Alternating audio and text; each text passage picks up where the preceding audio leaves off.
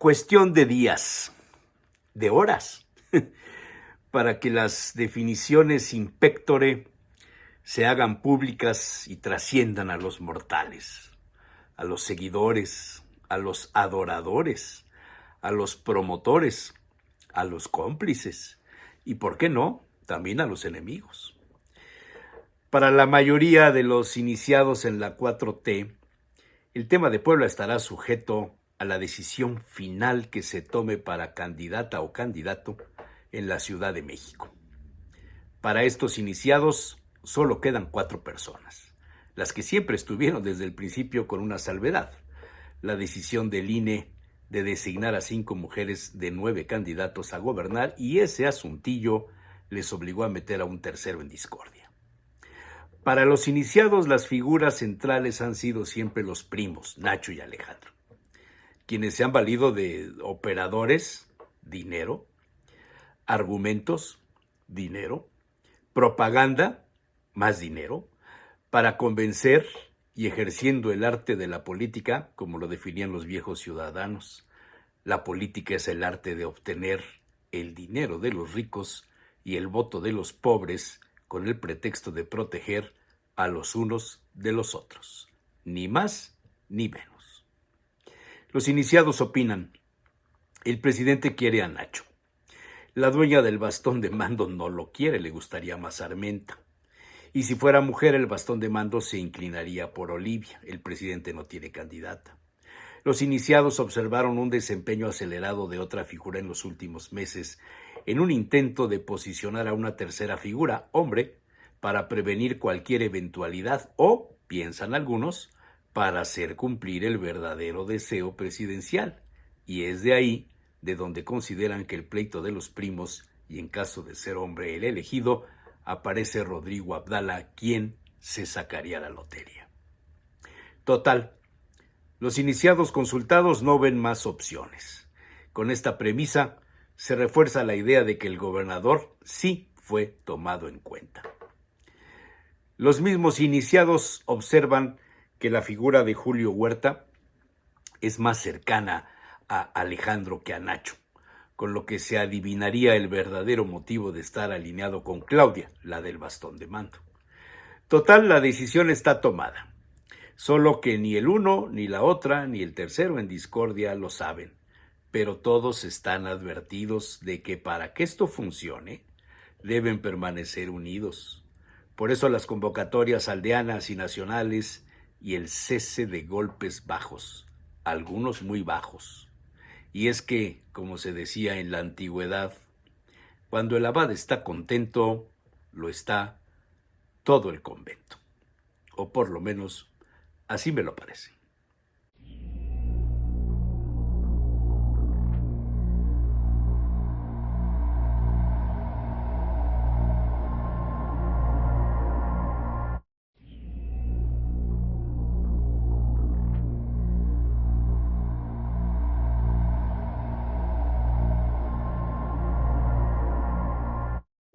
Listo, señor. Bueno, con algunos problemillas técnicos arrancamos hoy. A ver si los demás se pueden unir o no. Doctor Luis Ignacio Arbezú, José Manuel Rodoreda, muy buenos días. Buenos días. ¿Qué tal? ¿Cómo están ustedes? ¿Hicieron la Muy tarea? bien. ¿No la hicieron? Sí. Yo espero que tú pongas el inicio de la clase. Ya, ese es el clásico alumno que no hizo la tarea. Es Yo el sí hice mi clásico. tarea, pero quiero saber cuál fue la tuya para ver con cuál me ¿Cómo voy, me si la hubiera tuya o la gustado estar mía. contigo en la escuela para ver cómo eras como alumno, a ver si realmente estudiabas o no, caray? O no eras bueno para los estudios, caray. Bueno, yo creo que pues el tema de Otis sigue pesando en la imagen pública presidencial y en ir desvelando, revelando los errores del gobierno, del sistema, de los funcionarios, del enfoque de los problemas, de cómo resolver problemas. Me recordó mucho las primeras versiones y tardarse una semana para dar el anuncio de los 60,000 millones de pesos que ya desmenuzaron los expertos el tema y resulta que no son 60,000 directos a los daños, sino se reparten entre una serie de cuestiones como las becas, como las condonaciones de impuestos, como una serie de cosas. Pero me recordó mucho lo que sucedió cuando al inicio de la pandemia, cuando salió Hugo López-Gatell, el supermédico, y dijo que el presidente era inmune al COVID, que tenía fuerza moral.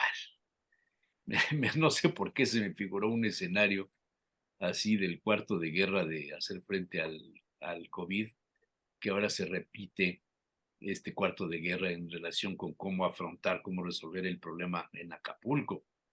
La mayoría de los medios internacionales que tiene interés en lo que está pasando en Acapulco, bueno, primero porque es un puerto turístico importantísimo, es un destino turístico. Hay inversiones internacionales muy poderosas ahí y dan dos enfoques. Uno, pues que hay muchos marinos desaparecidos que nadie sabe de ellos. Presentan a una señora esperando en el sitio en donde estaba su marido, ver si aparece su cadáver flotando en las aguas. Aparece una comunidad muy pequeña rodeando unas fosas cavadas así recién en la tierra, en un terreno, depositando el cuerpo de uno de los marinos que salieron a flot y todo un reportaje sobre lo que hay atrás de la búsqueda de ese cuerpo. Hay declaraciones, estoy hablando de los medios internacionales, no estoy hablando de lo que dice la prensa nacional, sino los medios internacionales, la BBC, la Deutsche Welle, la cadena Reuters, Associated Press, etcétera.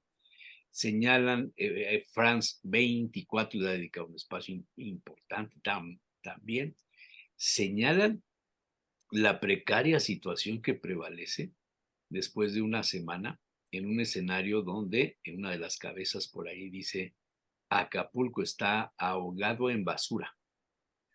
Te presentan un panorama muy, muy serio, muy fuerte en relación a las enfermedades que se pueden presentar entre los habitantes, la conjuntivitis, entre otras cosas, las infecciones intestinales, la deshidratación, la carencia de agua, en fin, toda esta serie de cosas que yo creo que ustedes las han leído ya en los medios nacionales. Pero yo estoy haciendo referencia solamente a lo que he visto en los medios internacionales y eso me causó interés ver el enfoque que le están dando en la prensa de fuera de México. Entonces creo que este es uno de los temas fundamentales que lo uniría yo, si me permiten darle un traguito a mi café,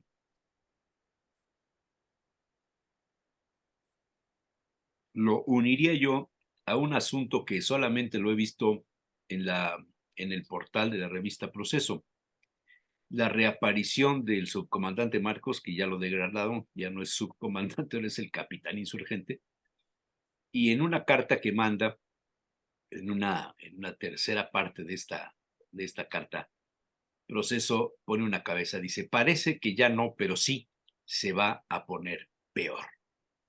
En la tercera parte de su misiva, el vocero político militar del EZLN escribió sobre cómo se han preparado desde hace 10 años, cómo entraron en un proceso de revisión crítica para replantear la lucha del EZLN a casi 30 años de levantamiento armado. Les leo. En silencio, y sin bullas, durante los últimos 10 años el Ejército Zapatista de Liberación Nacional, sus mandos militares, milicianos, estructuras y bases de apoyo, dieron a conocer que revisaron autocríticamente lo que han hecho y lo que no, pues se preparan para lo que viene, porque según ellos esto se va a poner peor. Vienen muchas desgracias, guerras, inundaciones, sequías, enfermedades, y en medio del colapso tenemos que mirar lejos. Si los migrantes ahora son miles, pronto serán decenas de miles, después cientos de miles. Vienen peleas y muerte entre hermanos, entre padres e hijos, entre vecinos, entre razas, entre religiones, entre nacionalidades. Arderán las grandes construcciones y nadie sabrá decir por qué o quién o para qué, aunque parece que ya no, pero sí se va a poner peor. Esto lo firma el capitán insurgente Marcos en la tercera parte de su misiva. El vocero político militar del EZLN escribió sobre cómo se han preparado desde hace 10 años. Todo esto se los avisamos a los ciudadanos y a los originarios hermanos hace casi 10 años. Habrá quien hizo caso y hay muchos que ni en cuenta. Como que vieron y ven todavía como que todo ese horror les queda muy lejos, en tiempo y en distancia, como que solo ven lo que tienen enfrente, no ven más lejos, o ven, pero no les importa, dice Marcos. Como ya sabemos, en todos estos últimos años nos hemos estado preparando para esta oscuridad. 10 años llevamos preparándonos para estos días de dolor y de pena para quienes somos todos los colores que somos de la tierra. 10 años revisando autocríticamente lo que hacemos y lo que no hacemos, lo que decimos y callamos, lo que pensamos y miramos. Nos hemos preparado a pesar de traiciones, calumnias, mentiras, paramilitares, cercos informativos, desprecios, rencores y ataques de quienes nos reprochan no obedecernos. En silencio lo hicimos, sin bullas, tranquilos y serenos porque miramos lejos, como de por sí nos enseñaron nuestros anteriores, y allá afuera, gritándonos que miremos aquí nomás solo un calendario y una geografía.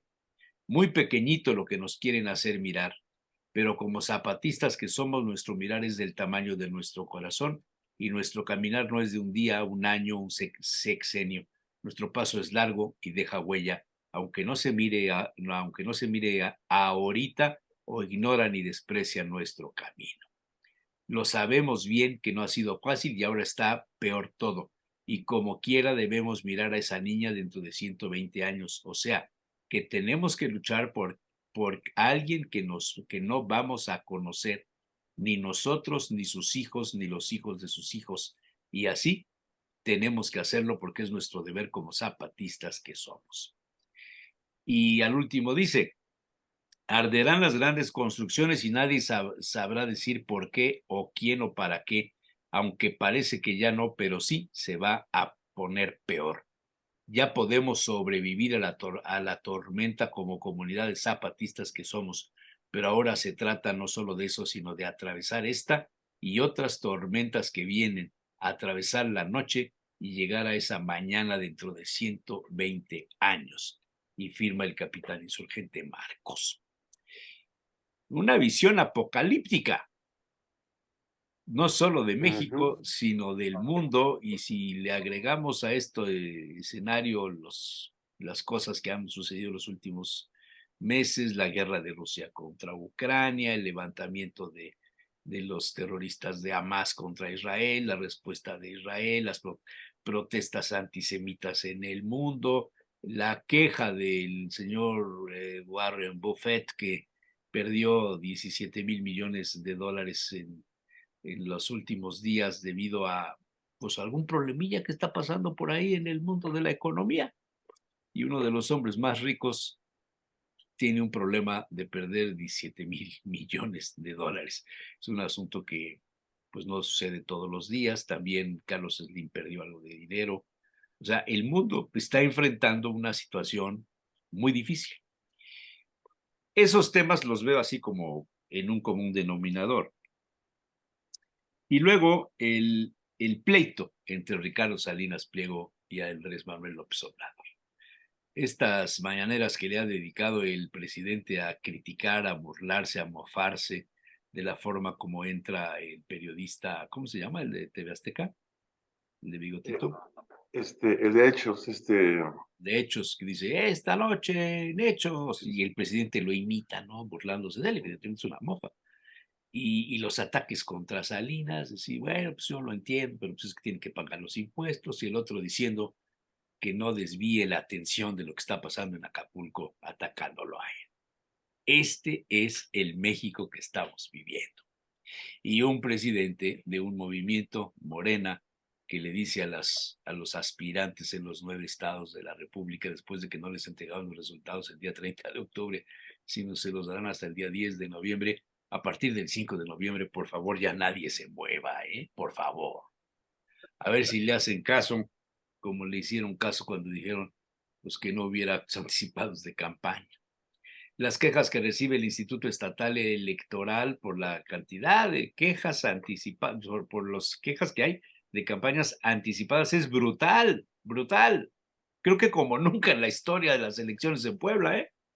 O sea, señores, yo a mí ya no me importa quién va a ser el candidato, la candidata. Da lo mismo. Se va a judicializar el proceso. Y por eso hay que desmantelar a la Suprema Corte de Justicia. Por eso hay que dejar en evidencia la corrupción que hay en los tribunales. Ay, nanita, ahora sí que como dice Marcos, se va a poner peor. O sea, apaga y vámonos. No tenemos ya más que pensar. Si quieren hablamos De fútbol. ¿cómo se llama? De las modas que se avecinan para otoño, invierno. Bueno, ya las presentaron. Para No puedes ampliarlo las a casas jamás. reales de los últimos capítulos de Crown, hablamos de las series, o qué Puedes cosas, ampliarlo. Dios mío. Puedes ampliarlo a Netanyahu y jamás. Sí. ¿Cómo ven Bueno, este pues. panorama?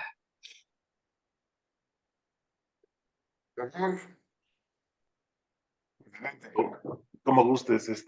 Bueno, a mí es Javier Alatorre, el reportero del que Javier hablabas hace Alatorre, un eso, momento, y me gracias. llama la atención porque fíjate que en la campaña presidencial, Javier Alatorre fue el único reportero que le hizo al candidato López Obrador un Sí, reportaje desde su casa, sí, en una situación muy familiar, muy agradable con su esposa, y parece ser que la relación al menos entre Alatorre y Andrés Manuel López Obrador en ese entonces como candidato no era tan tirante. Esta idea de no son culpa de los reporteros, sino de los de arriba, ¿no? A lo mejor también va en ese sentido, porque es otra parte del argumento que ha usado el presidente en las mañaneras al referirse a los dueños de los medios de comunicación. Pero bueno, lo que muestra es una evidente descomposición. Y en ese sentido, hemos estado trabajando el concepto de corrupción y lo curioso es que normalmente, incluso la Real Academia de la Lengua Española lo tiene tomado así, define la corrupción como el hecho de hacer eh, privado lo público. Es un poco como está definido, si no mal recuerdo. Y la legislación que tenemos en México, sobre todo para la administración pública, está centrada en ese punto, definir la corrupción como ese punto, como apropiarse de los bienes públicos. Y bueno, ahí vienen más o menos las cosas. Pero lo que pasa es que biológicamente, ¿no? La corrupción no significa eso. O sea, la corrupción, también etimológicamente, quiere decir romper el corazón. Es la ruptura del corazón. Y cuando se rompe el corazón de un ser vivo, en biología lo plantean, pues muere. O sea, la corrupción es el proceso que surge después de la muerte de un ser vivo. Si queremos entender un sistema social también como verlo como ser vivo, tenemos que reconocer que la aparición de la corrupción implica la muerte de algo. Y a la muerte, según en los procesos lineales, pues no nos quedan más que tres cosas: incinerarlo, ponerle cal o enterrarlo, ¿no? Sin embargo, biológicamente hay una cosa muy interesante. La corrupción implica la descomposición del organismo en estructuras más simples, que después se convierten en nutrientes de otras estructuras. Es decir, la vida, la naturaleza, no genera desechos, genera nutrientes. Lo hemos hablado mucho cuando hablamos de las economías circulares y todo esto que está pasando ahora con el crecimiento de la basura. Pues creo que es lo que está pasando en todos estos elementos que nos acabas de manejar. O sea, parecería que hay una descomposición tal que ya aparece otra vez bueno, el ahora capitán insurgente Marcos, ¿no? Comentando que desde hace 10 años se prepara precisamente para esto, ¿no? Eh, yo agregaría, por ejemplo, al tema a los temas que has manejado, las rebeliones internas de los partidos políticos, por ejemplo, la toma de posesión de un gobernador interino en, en un estado de la República de Nuevo León, cuando todavía está otro en funciones. Eso es un desaseo legal, ¿no? O sea, toma posesión un gobernador cuando el otro ya dejó de ser gobernador, no que deja de serlo, no puede tomar dos gobernadores o dos cargos públicos, pues, posesión al mismo tiempo. Eso es en una dirección general, ni siquiera en una gobernatura, en una entidad federativa, ¿no? ¿Cómo llegamos a este desaseo, por ejemplo? El problema de los fideicomisos, ¿no? El fideicomiso la manera como se han planteado los fideicomisos en México, y no solamente en el Poder Judicial, ha sido peculado, es manejo de peculados, son delitos que están manejados también por la ley y ni siquiera se ven. O sea, estamos hablando entonces de este apropiarse de lo público de lo privado, que es lo que tenemos en la ley, o de esta descomposición en estructuras más simples, ¿no? Para querer sobrevivir y qué va a alimentar, qué viene adelante, ¿no? Yo creo que hay la posibilidad de generar algo. Y luego, la descomposición de los partidos políticos, ¿no? O sea, cómo se deshace, lo comentábamos rápidamente la vez pasada, cuando el exgobernador Fernando eh, González Clarión, comentaba que no iba a apoyar al PRI para nada, ¿no? La gente de Querétaro que no le gusta la alianza, incluso la de Guanajuato, grupos en los que se ven las divisiones internas de una manera ya muy clara, porque ahora están peleando sus posiciones, ¿no? La posibilidad de tener una posición en la siguiente administración. Y la pregunta es, bueno, ¿y el servicio público dónde quedó? ¿A quién le importa el servicio público? ¿A quién le importa la ciudadanía? ¿A quién le importa sacar adelante las cosas, no? Eh, ahorita que comentabas lo del subcomandante Marcos, me sorprende porque no había visto yo esa nota. No, Y es de este domingo muy, muy temprano. No, no, no. sí, O yo, sea, además no está en todos los medios, solamente está en el portal de la revista Proceso. Solamente ahí pero, está. pero fíjate que me llama la atención porque una de las cosas que yo admiré del subcomandante Marcos, bueno, desde su surgimiento me llamó muchas cosas, como la manera como se levantó, fue la manera como se retiró. O sea, todo el mundo le comentaba la posibilidad de incorporarse a los partidos políticos, en ese entonces al PRD, con el ingeniero Cárdenas, o que generara uno. Y me acuerdo la última declaración que dio en la que dijo, no, eso no nos toca a nosotros. Nosotros desgraciadamente ya nos manchamos las manos de sangre y no corresponde a los que se han manchado las manos de sangre gobernar un país. Eso le toca a otras personas, van a venir otros. Nosotros tuvimos que tomar un papel porque no había quien lo tomara. Ya pasó, bueno, pues ahora vienen otros. Esa actitud me pareció muy acorde, muy positiva, precisamente porque reconoces tu posición y viene otra, ¿no?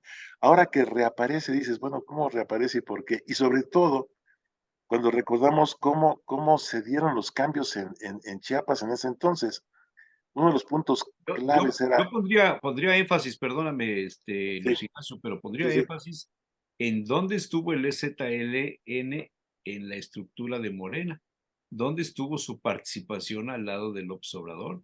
Hubo un alejamiento total, ¿eh? yo nunca vi que entrara, no, nunca Nunca. vi que hubo manera de buscar, pero yo creo que el haber optado por el verde ecologista en Chiapas, los alejó más. Y ahí hay un punto muy fuerte. Sí es cierto lo que dices. O sea, nunca se vio. Y, y la situación en Chiapas Chiapas sigue igual, ¿no? O sea, yo recuerdo cuando el obispo creo que de Saltillo en ese entonces, era de Coahuila, Raúl Vera, va a sustituir a Samuel Ruiz. O sea, era un problema porque el obispo Samuel se había hecho uno de los grandes eh, Líderes. actores, ¿no? O a las grandes cabezas que aparecieron en el momento del conflicto chapaneco, recordémoslo desde el 94, 95, 96 sobre todo, ¿no? Y sobre todo 95, y de repente, ¿no?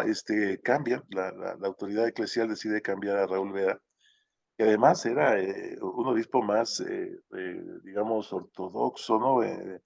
Samuel Ruiz era acusado de teología de la liberación, y cuando llega, me acuerdo que platicaba el obispo Vera, cuando vio una silla de montar, pero de montar personas, o sea, porque vio que un peón se ponía una silla para que el que iba en el caballo se le montara, para que no se lastimara el caballo las patas a cruzar el río, ¿no? Dice, no es posible, o sea, aquí hay otras cosas completamente diferentes, ¿no? Y se da cuenta de la situación que viven y toma una postura más en defensa del pueblo de Chiapas.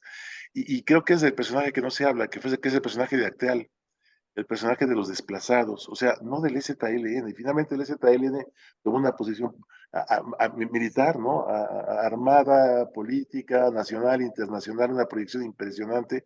Yo recuerdo que en Milán estaban las casas de ropa, de moda que ponían, ¿no? En sus aparadores las fotos del subcomandante Marcos para vender la ropa de moda, ¿no? O sea, de la manera como la imagen de Marcos se va a internacionalizar. Pero los que más sufrieron en ese momento fueron los desplazados, las comunidades desplazadas por las dos fuerzas beligerantes, ¿no? Entonces, vuelve la pregunta, ¿no? ¿A quién le interesa entonces gobernar a partir del servicio público a los demás? Y creo que es lo que realmente necesitamos. Creo que lo que nos va a salvar eso, estoy convencido de que sí, la corrupción debe ser vista más en su funcionamiento biológico que solamente administrativo. Está descomponiendo, está mostrando la descomposición de un sistema, está mostrando la muerte de algo, y creo que lo que tenemos que hacer ahorita es tratar de ver la claridad para proponer opciones diferentes, opciones alternativas. Y bueno, cerramos con lo de Acapulco, ¿no? El plan que mandó el presidente para sus diferentes puntos y que muestra los recursos y la manera como cambió, ya hemos comentado algo, aquí precisamente el fideicomiso del Poder Judicial, ¿no? Para los recursos hacia Acapulco, ¿no? Pues sí, como que son jugadas de ese esgrima, ¿no? Político, ¿no? Donde no hay una visión más allá de, de, de, de la oportunidad del momento, sin saber cuáles son sus consecuencias, de dónde vamos más adelante, ¿no? Yo creo que es momento de una gran reflexión, ¿no? A los académicos creo que nos toca mucho eso, y creo que nos está faltando mucho en mi campo, en la academia, proponer más alternativas y más cosas distintas, ¿no? Más creativas, ¿no?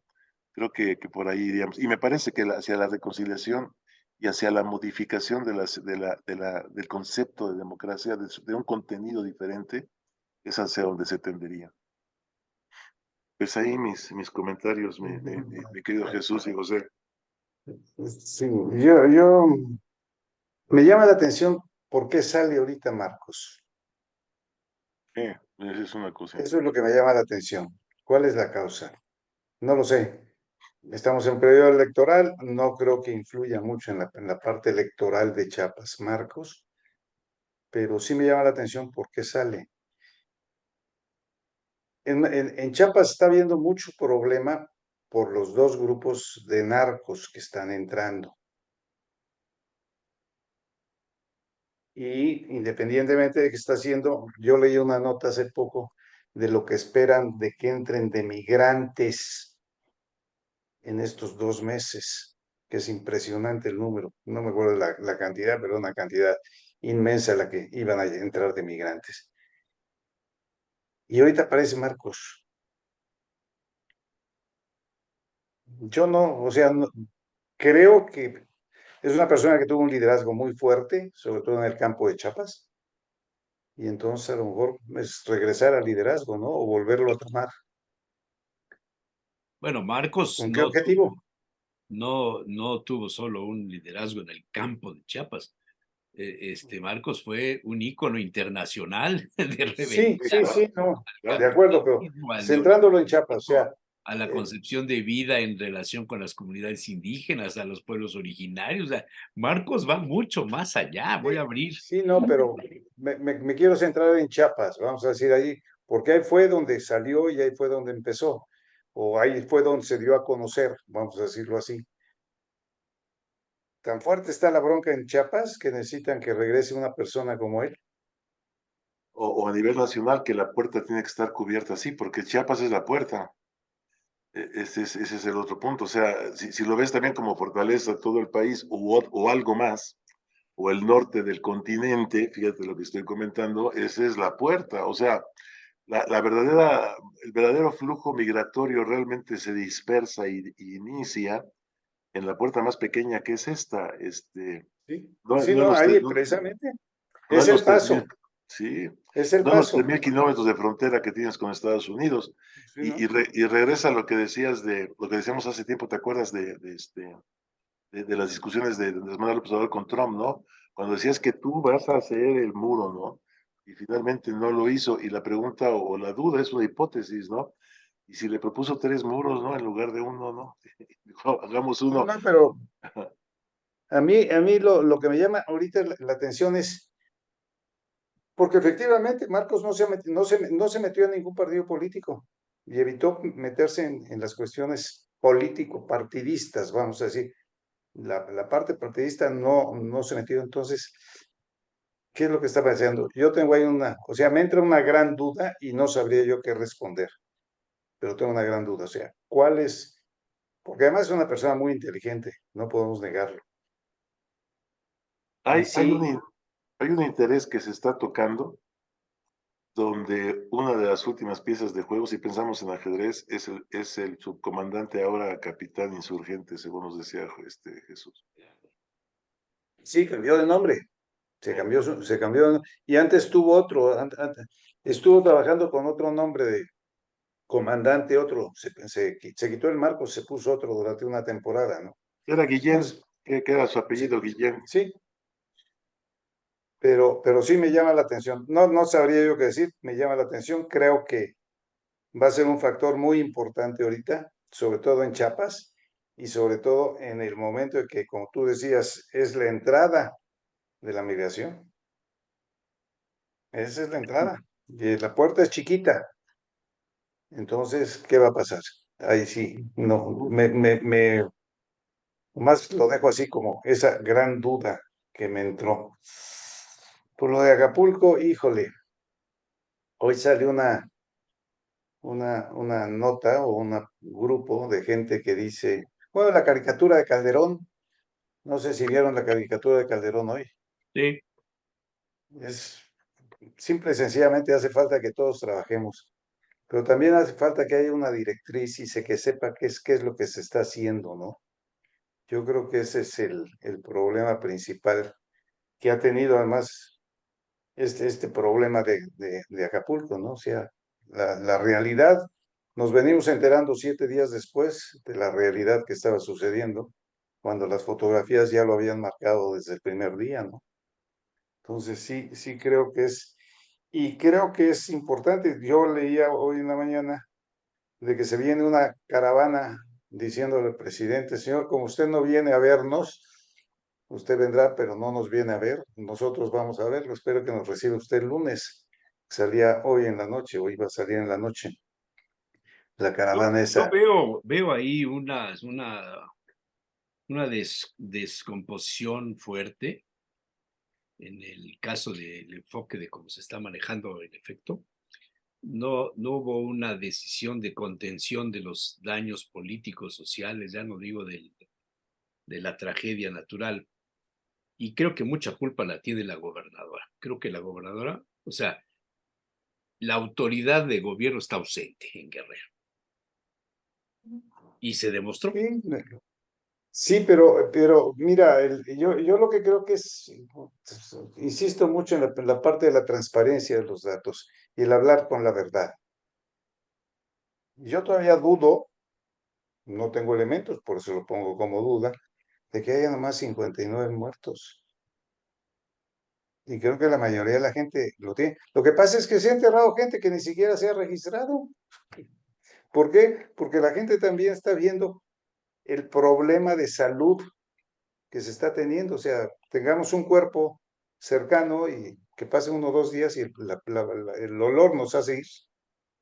Entonces está. Entonces, si no hablan con la verdad y ponen medidas que por primera vez tuvo que echar para atrás el señor presidente, con que la entrega no se puede hacer ya con cualquiera, ¿no? Pero es ese no tener una planeación. A mí me llama la atención que el ejército, teniendo todo el plan DN3, pues no sé si lo echaron a andar o no lo echaron a andar y cómo lo echaron a andar. Pues es que Otras debes veces se pensar enteran. el ejército no solo tiene una presencia en el plan de N3, el ejército está terminando de hacer un aeropuerto, está terminando de construir un Tren Maya, está terminando de construir Dos Bocas, está metido en muchísimas cosas y además en combatir al narcotráfico y la inseguridad. Puebla volvió a ser escenario el sábado por la noche de un multihomicidio, Ujú. 5 personas muertas en lo que va de los últimos 2 meses. Puebla está ya en un foco rojo de los multihomicidios de fin de semana, y son pleitos entre los grupos del crimen organizado, en este caso el huachicol, bueno, el que hubo hace una semana en el mercado. No, pero entonces, ¿quién está? O sea, ¿a qué autoridad me remito? En el caso Yo municipal, pues al ciudadano, presidente. ¿eh? O sea, yo sí siento que, eh, no sé, la gente no sabe a quién dirigirse, a qué hacer, a quién veo, cómo hago las cosas, si quiero ayudar, cómo le hago la ayuda, si quiero, estoy allá y necesito ayuda, cómo recibo la ayuda, o sea, esa información, pues no, simple y Yo sencillamente. no Lo sé, a lo único que mejor veo es Cruz Roja, has Cruz Roja es la estado, única que veo que está no has estado bien. involucrado en el asunto, pero hay una señora o señorita, no sé, No, Saskia, aquí, Saskia, aquí en Puebla hay muchos Saskia, centros de abasto, ¿eh? Hay espérame, muchos lugares para ir. espérame. Hay Ujú, una señorita, Niño de Rivera, el apellido, ujú, ¿no? Saskia, Sasia o algo así, que es una pues, activista que dirige a un grupo. Déjame saludar al doctor José Ojeda, que ya está listo también desde hace rato. Dirige una ONG que se llama Reinsertando. ujú. Tiene que ver con las mujeres o hombres presos, detenidos, que salen de las cárceles y que pues, todo ese asunto de reinsertarlos a la sociedad. Y esta señorita juntó 800 toneladas de alimentos, agua, alimentos, etc. Y consiguió asociarse con Fargo, se llama la empresa que transporta en aviones mercancía. Fargo es el nombre. Bueno, les pidió, se ve que es una chava muy bien relacionada en México, y les pidió y le dieron 8 vuelos en una semana. Y llevó Ujú. 800 toneladas de alimentos. Y el día viernes le hace una entrevista, este, el que se quedó en el lugar de Rocha en Telefórmula, No sé quién. que está con Ciro, Manuel Feregrino. Le hace una entrevista y ella saca las escenas, ¿no? Donde ella está ahí conviviendo con las personas, llevan a entregar y todo. Y le pregunta a este cuate que cómo están haciendo llegar los alimentos, las cajas, todas las cosas. Y ella dice, tenemos que entender que esto no es un asunto de partidos políticos, ni es Ujú. una lucha de la sociedad civil contra el gobierno, ni es poner en desconfianza que porque se lo entregas a un militar. No. Si nosotros estamos trabajando con el ejército, porque el ejército representa en este momento el Estado de Derecho en Acapulco. Y si queremos que esto funcione, tenemos que entrar en el Estado de Derecho y no cada uno hacer, jalar por su lado y entregar y resolver, porque se presta. Entonces empezó a hablar de las desinformaciones, de que si ya no lleven agua porque ya hay agua, ya no lleven esto porque no hay esto, ya no lleven otro porque no hay lo otro. Entonces dice, tenemos que entrar en un canal de distribución oficial o de lo contrario esto no va a funcionar. Me gustó su postura. Doctor Estoy de Ojeda, acuerdo con ya eso. hablamos de la reaparición de Bueno, Marcos, ya, hablamos ya. de- No, pues es que estás dándole vuelta a lo mismo. ¿O Eso, qué vas a decir? nada. Te lo voy a decir precisamente lo que tú estás diciendo, que no hay orden. ¿Qué es lo que se queja esta mujer?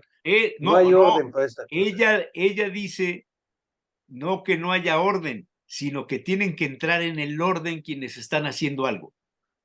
¿Y quién conoce cuál es ese orden para entrarle a él? Solamente el ejército. Ella habla del ejército bien, dice, el Estado, Yo estoy dice, de tenemos acuerdo. que entrar en el Estado de Derecho, y el Estado de Derecho en este momento son las Y, Fuerzas Armadas, y, para la y el distribución. público, ¿cómo sabe esas No el cosas? gobierno, ¿eh?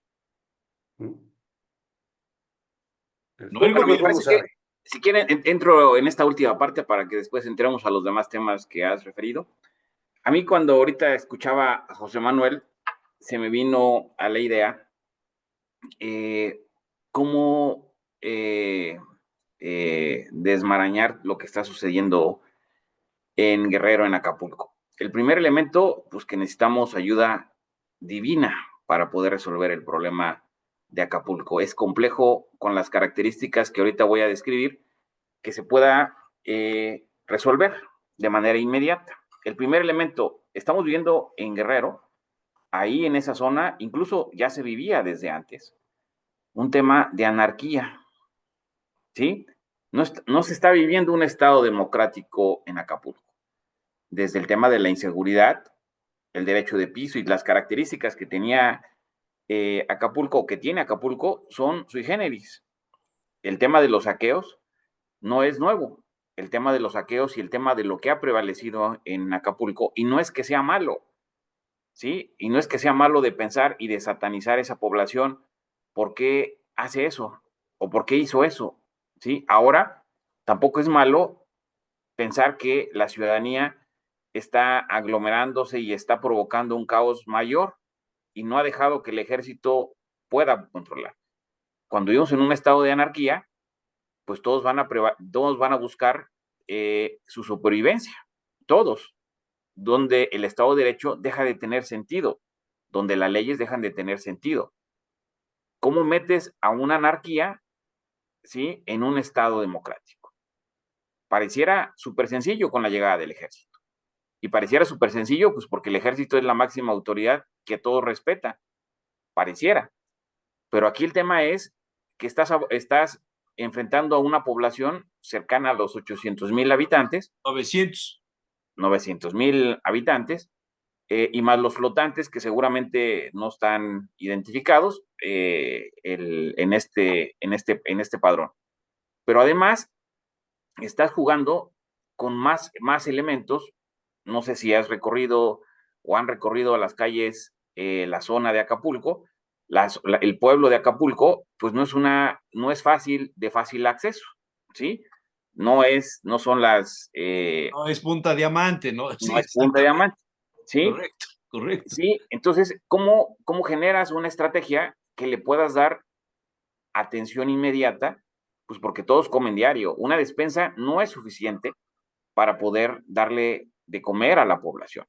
Es decir, ¿cómo el ejército va a darle de comer? Probablemente no yo vi los datos y los datos duros, pues de repente 250,000 despensas y 150 y tantos mil comidas, o sea, no es suficiente, ¿sí? Y estamos hablando que son diarias, 3 comidas diarias, probablemente 2 comidas diarias, o sea, estamos hablando de una logística gigantesca. José ¿Sí? Andrés está entregando 80,000 comidas calientes todos los días.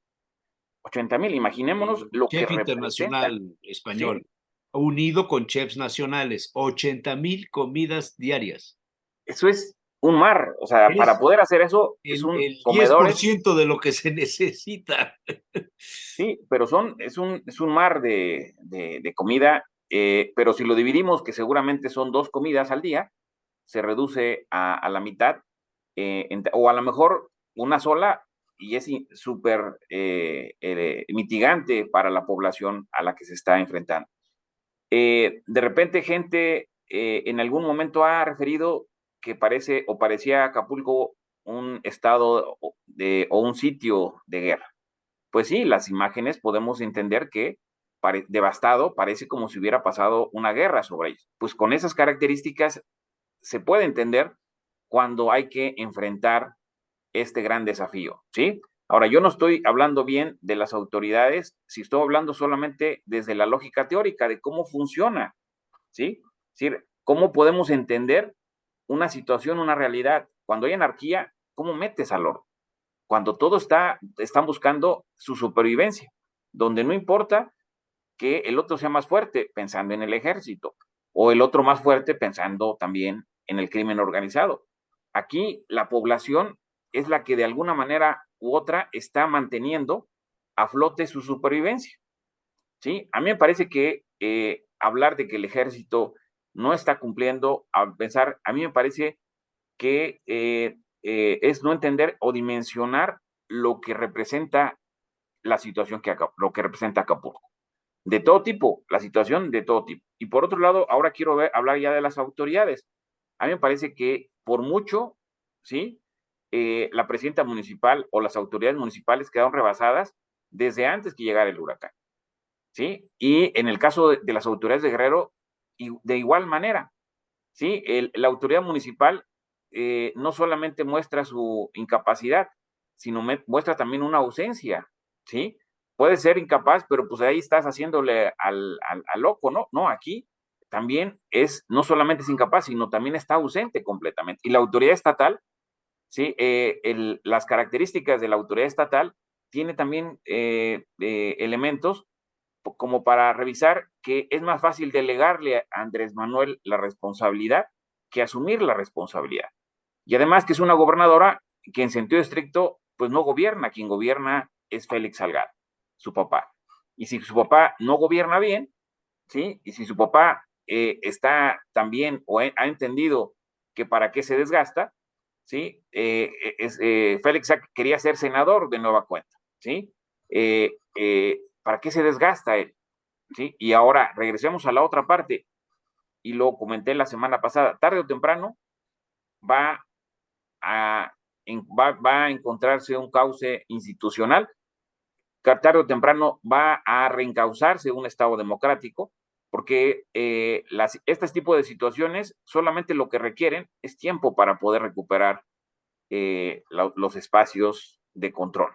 Ya hay gasolina, ya hay energía eléctrica. ¿Cuántos días tardaron sin haber energía eléctrica? ¿Sí? ¿Cuántos días había también sin tener energía, sin gasolina?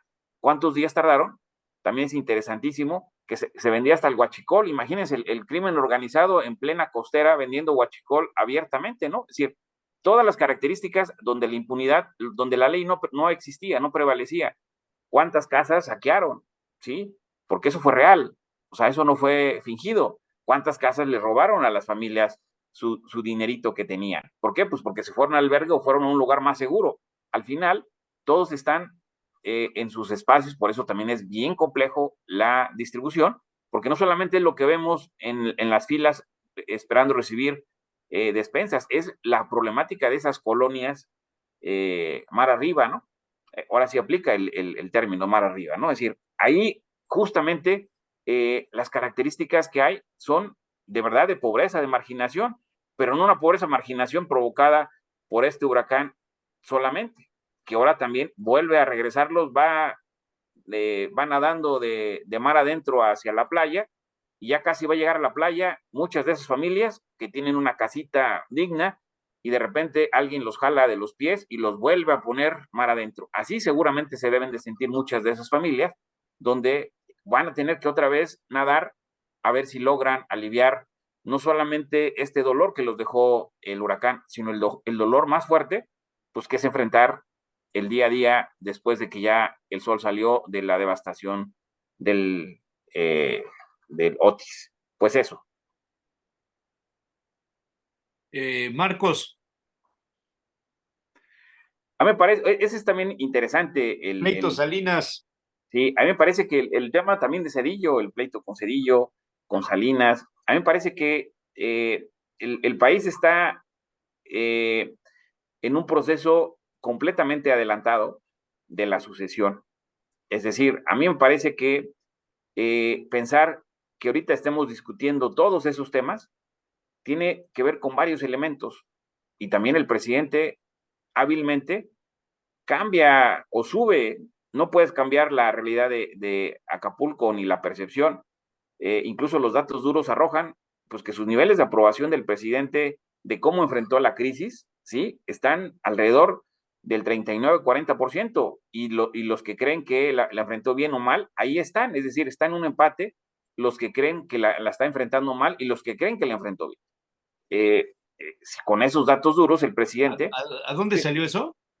hay te lo voy a mandar en unos minutos, hay una encuesta que hicieron de cómo enfrentó precisamente el presidente. Ahora, con estos datos duros, ¿qué es lo que arroja? Pues que la oposición, ¿sí? Y realmente sí le está haciendo mella lo que está sucediendo. O sea,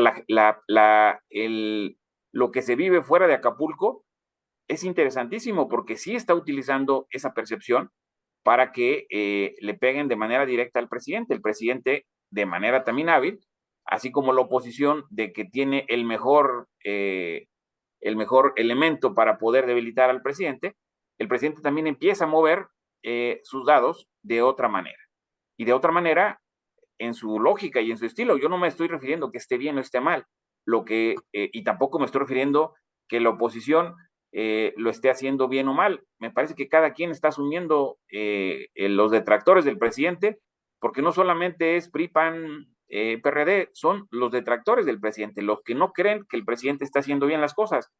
Y aquí lo interesante en esta lógica es que empieza a subir otros elementos al tablero. Otros elementos que los ha traído, pero no los había traído tan visibles. ¿Pero por qué me refiero de que está tan adelantado el proceso de sucesión? Porque si el presidente lo sube ahora, pues distrae a otros actores, lo sube al ring, pero también empieza a mover la agenda a otros temas y que no solamente sea el mayor problema que ha enfrentado en su sexenio.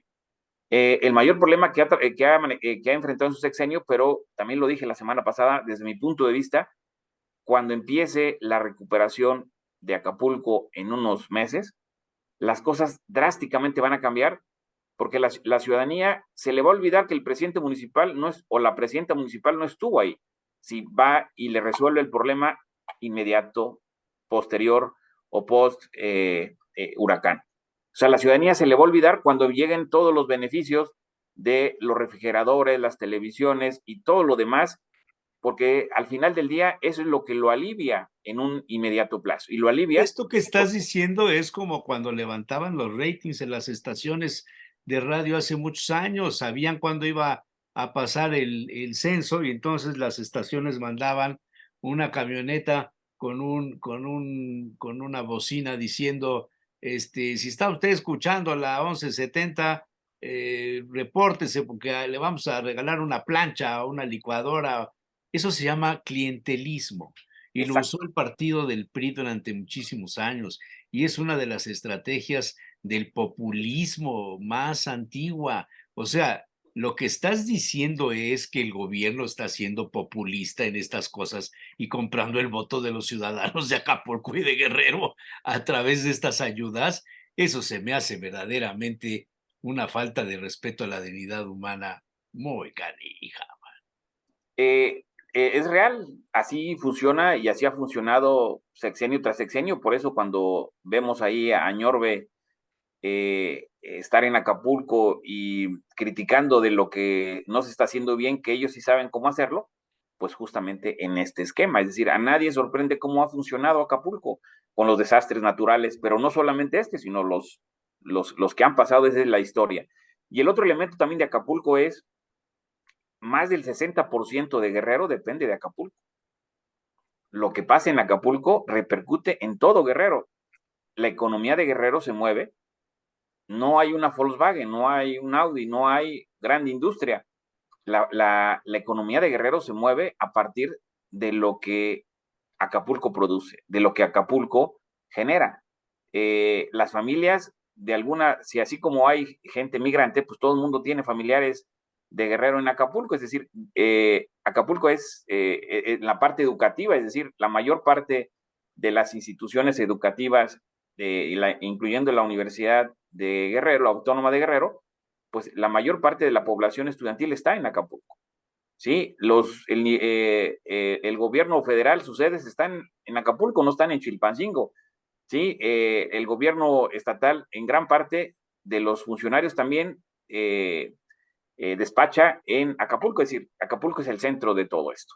Y bueno, pues lo que quiero decir es, sí hay una ausencia muy grande, sí hay se ve claramente la incapacidad de los gobiernos estatal, municipal y también federal decirlo. Aquí también es un tema importante que ante toda esta situación, pues ahora viene la reconstrucción, donde la realidad es que quien gana ahí es quien maneja ese clientelismo, quien controla el clientelismo, quien genera ese oxígeno. Hay un factor que no hemos mencionado ninguno de los que estamos en la mesa: el crimen organizado. ¿Qué Correcto. está haciendo el crimen organizado en este escenario de crisis desatada por un fenómeno natural? ¿Dónde está el crimen organizado? ¿Qué está haciendo? Porque no se nota una participación de hacer algo, porque, o sea, para ellos Acapulco, Guerrero, es un negocio. O sea, uno de los principales negocios de Acapulco no es el de te llevo a ver a la Virgen que está en el fondo del mar, ¿no? Sino es la venta de la droga, el consumo de la droga. Hay tres Si elementos: no hay la turismo, venta, no la hay distribución. venta. Si no hay venta, pues no hay ingresos. Si no hay ingreso, pues ahí sí es un factor bien interesante, el crimen organizado en Acapulco. Y hay tres elementos interesantes del crimen organizado. Ahí es la venta, la distribución, ¿sí? Y es un punto obligado de una parte que viene de Centroamérica, pasa por Acapulco. Es decir, Acapulco sí es un elemento completamente indiscutible que tiene la presencia el crimen organizado y que a quien más le ha afectado económicamente en cantidades porcentuales, pues se les acabó el negocio momentáneamente, ¿sí? Porque no es a los habitantes de Acapulco a quien les venden la droga. El principal negocio Es pues, a es los el, turistas. ¿sí? Entonces ahí quien también seguramente va a buscar la manera de que se recupere también Acapulco, pues es el crimen organizado. Pues ¿cuántas inversiones, cuántos negocios de lavado hay en Acapulco? ¿Cuántos negocios, cuántos establecimientos que a partir de ahí se establecía pues todo lo que esto representa, ¿no? Pues eso, pues ya llegó el doctor también. De Marcos no dijiste nada. Eso. Bueno, quieres que lo diga, pero pues ahí dije, me va a decir José Manuel que me acaparo la palabra, mejor Tienes razón. comparto la palabra, ¿sí? Y bueno, pues a mí me parece lo de Marcos, a mí me parece que refiero otra vez lo que me comentaba de completamente adelantado el proceso, porque las grandes discusiones de México pareciera que se van a dar este año. Pareciera que el gran desafío es cómo terminan el año los diversos actores políticos, incluyendo el presidente, porque pareciera que el 24 va a ser de foul, y pareciera que el 24, va a ser bonanza en el país. ¿Por qué todos están subiendo ahorita? Pues hay que esperarnos a enero de que la crisis haga mella y que el dólar se empiece a disparar y que la situación económica empiece a entrar en una inestabilidad. Pero ¿por qué no hacerlo hasta enero? Porque si buscamos el timing no está ahorita, ¿sí?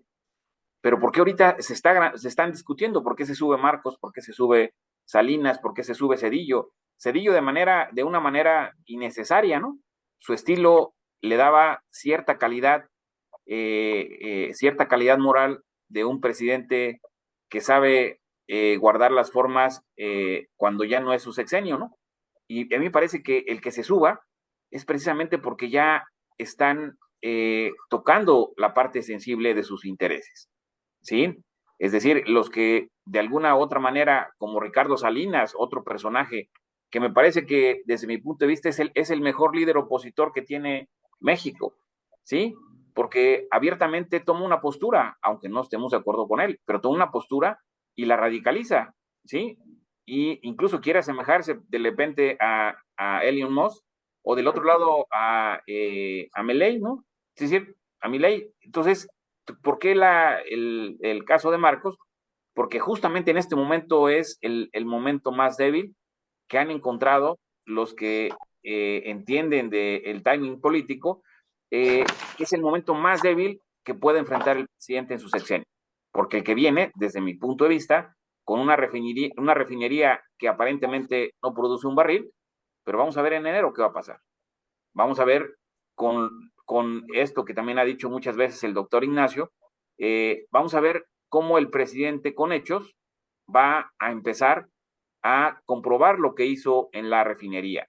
Vamos a comprobar lo que hizo en el Tren Maya, vamos a comprobar lo que representa el transísmico, vamos a comprobar lo que representa Dick Park en Texas. Es decir, hay varios elementos que desde mi punto de vista, no es que vaya a haber bonanza, pero me parece que va a haber algo diferente el próximo año, que en este momento no se puede entender, pero que la oposición sí puede minar al presidente para que el próximo año esté preocupado por otras cosas. Esa es mi Sobre percepción. este tema, y para darle la palabra a don José Manuel, me mandaron una de estas cadenas de comentarios que no tienen su filosofía.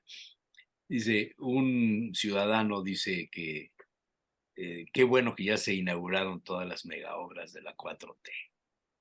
Si solo tengo una duda insignificante, ¿a qué destinos del mundo se puede volar desde la IFA? ¿Dónde puedo tomar el tren suburbano que me lleve a la IFA? ¿Dónde abordo en la Ciudad de México el tren México-Toluca, el Insurgente? ¿Dónde puedo comprar gasolina refinada en Dos Bocas? ¿Dónde puedo abordar el tren Maya? ¿Dónde se venden los boletos del tren transísmico? ¿Cuántos litros de agua le están llegando a Monterrey con el acueducto de Cuchillo 2? ¿Dónde me puedo aplicar la vacuna patria? ¿Dónde venden la gasolina a 10 pesos litro? ¿Dónde consigo el gas de bienestar a 200 pesos? ¿En cuál estado gobernado por Morena el sector salud ya funciona como en Dinamarca? ¿En qué estado de la República Mexicana ya no existe el crimen organizado? ¿Cuántos expresidentes están en la cárcel? ¿Dónde se construyeron los hospitales que se construirían con lo de la venta del avión? ¿Cuántos profesionistas ya egresaron de la Universidad del Bienestar? ¿Por qué el presupuesto 2024 se pidió dinero para seguir pagando el avión que se rifó, pero que no se entregó y luego se vendió, pero mucho más barato y aún se debe? ¿Será que en este sexenio aún no se rebasan las muertes que hubo en el sexenio de Calderón y Peña? ¿Alguien ya notó la diferencia entre el viejo narco PRI y narco Morena? Eso sí, todo ya está inaugurado y ya saben por quién. Me hizo pensar pensar porque suena así como de mofa, de burla, y lo relaciono con una nota que le mandé a José Manuel, que no sé si la quieras comentar. Te la mandé ¿Me la mandas una nota semana pasada. ahorita? No, la semana pasada. La semana Ah, pasada te mandé una nota del peligro de que el narco imponga presidentes en América Latina. ujú. ¿Sí te acuerdas? No, mira, yo ya prefiero esperarme a enero, ¿Enero? porque después de la cátedra que nos dio el doctor y la explicación que Ah, nos ya en dio el enero ya doctor vamos a estar bien. Ojeda, en enero, simple y sencillamente ya prefiero no hablar y me espero hasta enero para hablar, ¿eh? Porque sí, la realidad estoy impactado con esa visión que trae. Ojalá y se dé, ojalá y se dé. ¿Te La refieres a traigo impactada. Acapulco?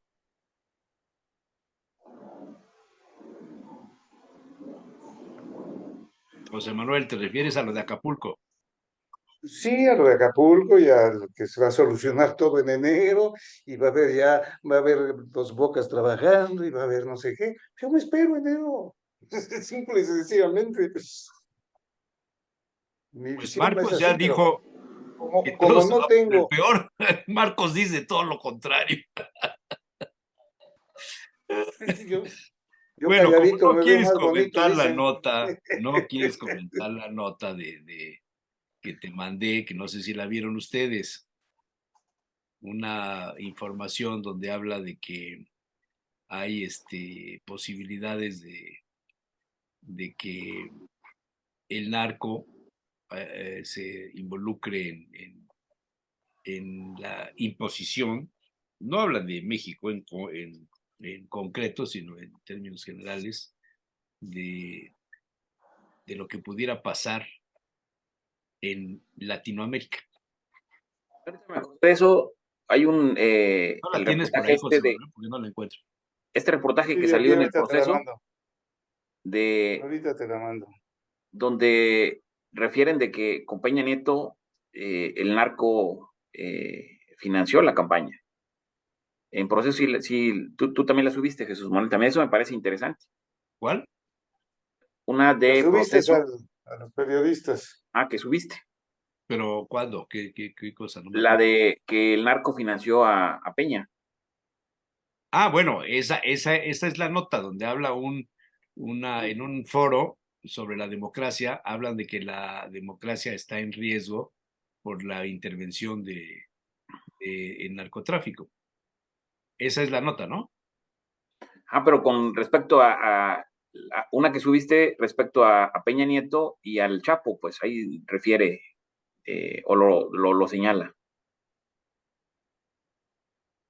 A ver, ahorita la estoy buscando porque ya tiene varios días. Aquí está. Las Hace una semana polémicas, la mandaste. sí, las polémicas declaraciones de Pastrana y el narco compran presidentes latinos. Los narcotraficantes no solo compran políticos, concejales, diputados y senadores, sino hasta las presidencias de la República en América Latina, incluido México, dijo el expresidente de Colombia, Andrés Pastrana. El actual presidente de la Internacional Demócrata del Centro, en entrevista con El Financiero, alerta que el narcotráfico es el mayor enemigo de la democracia. México también está viviendo el mismo tema, es decir, yo tengo una tesis, dice, con el narcotráfico no se dialoga. El narcotráfico corrompe a la sociedad. Como yo lo digo a los mexicanos, tienen que ver que los colombianos venimos del futuro. Lo que ustedes están viviendo ya lo vivimos nosotros. Pastrana se refiere a que en Colombia el narcotráfico se compró la presidencia encabezada por Ernesto Samper Pizano. Y para mí hoy el narcotráfico es el mayor enemigo de la democracia. ¿Por qué? Porque está corrompiendo a la sociedad, dice el expresidente de Colombia. Considera que los narcotraficantes están ampliando sus negocios porque quieren quedarse con las autoridades locales para implementar negocios para el lavado de su dinero, y eso es muy grave, porque hoy lo que verdaderamente está en peligro, lo estamos viendo en el caso colombiano. Hay dinero por todos lados de los narcos financiando campañas políticas, dinero que no se registra y que hoy estamos perdiendo en nuestros países. El expresidente de Colombia sostiene que en su país 62% de la nación está en manos de grupos armados al margen de la ley. Hay 7 cárteles mexicanos en Colombia que son los dueños del negocio. Claramente, entre las FARC, el cártel del narcodictador Nicolás Maduro, así lo dice él, Diosdado Cabello, todos ellos son los que están desarrollando esa actividad. Y dice, el narcotráfico es el gran financiador, primero del terrorismo y segundo de la política en muchos de estos países. Miren lo que pasó en Ecuador, terminó siendo asesinado un candidato. Miren lo que está sucediendo en México. Miren lo que está sucediendo en Centroamérica, en Guatemala y en Honduras. Bueno, pues dice que para él este es un tema que debería ser abordado de cara al proceso electoral de nuestro país en 2024, donde está en juego la renovación de la presidencia, del Congreso, de 9 gobiernos, incluida la jefatura de la Ciudad de México. Una declaración muy fuerte de Pastrana. La verdad que no solamente es fuerte, sino que es real. O sea, la verdad que con los datos y lo que maneja, incluso aquí en México, Mario Amparo sacó un documento. Mario Amparo Casar. Exacto, sacó un documento de lo que representa y lo que cuestan las campañas y quién financia las campañas, ¿sí? Y es un documento, y no lo sacó ahorita, lo sacó hace como unos 5 años, 6 años, antes del 18, y lo que refería ese documento es justamente que el narcotráfico sí a nivel regional sí está controlando a los gobiernos locales, y con esto que está refiriendo pues también seguramente a varios presidentes. Es muy complejo en varias regiones, que seguramente en Veracruz, en los estados complejos, en Guerrero, en Tamaulipas, es muy, muy difícil, en Sinaloa, es muy difícil ponérsele o ponerse sobre las vías, ¿no? En el tema del narcotráfico. Me parece que ahí, desde mi punto de vista, muchos presidentes municipales, muchos diputados, no sé si gobernadores, me parece que sí ha habido varios gobernadores, pero no sé si ahorita varios gobernadores, el tema del narcotráfico represente o signifique el control.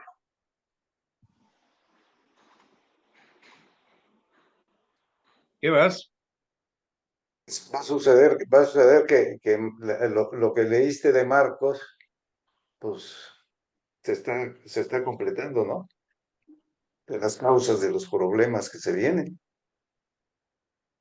Por eso dije que Ahora, es una visión un tanto apocalíptica, ¿no? La de Por Marcos. eso, bueno, aquí lo mencionaste también hace un momento tú. O sea, ¿cuántos en este fin de semana, cuántos eventos se dieron en este mes que pasó?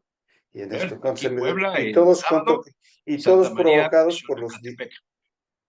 todos Estaba. provocados por los grupos precisamente narcomenudistas, ¿no? En Para este controlar el caso, Puebla fue por el tema del huachicol.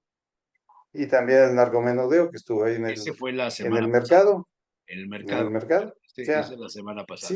simple y sencillamente el crimen organizado y la falta de Estado de Derecho, para que no se me olvide decir esa palabra, simple y sencillamente es lo que está pasando. O sea, no hay Estado de Derecho. Si vemos los datos que marcan de lo que está sucediendo, ya no, ni siquiera se denuncian los casos.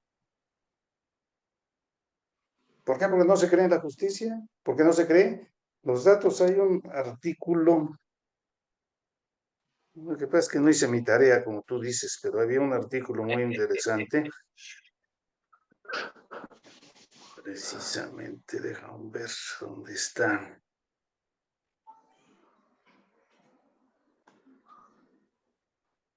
A ver, mientras se encuentra el artículo, don José Sí, Manuel, faltan unos días para conocer el nombre de las personas que van a encabezar la coordinación de la 4T en varios estados de la República. Y todo hace suponer que en Puebla hay la especulación de que la final sigue siendo de 2, como fue al inicio, y que todo lo demás ha sido para enredar al electorado. ¿Cómo ves, Pepe, la designación de los coordinadores de la 4T por Puebla? Pues me parece que sí, la especulación y lo que se ve o lo que el termómetro que de repente se ha calentado de más, me parece que se ha despresurado este fin de semana. Pareciera que ya, bueno, y eso también lo platicamos, que pareciera que la decisión ya estaba tomada, nada Pareciera, más. ¿verdad?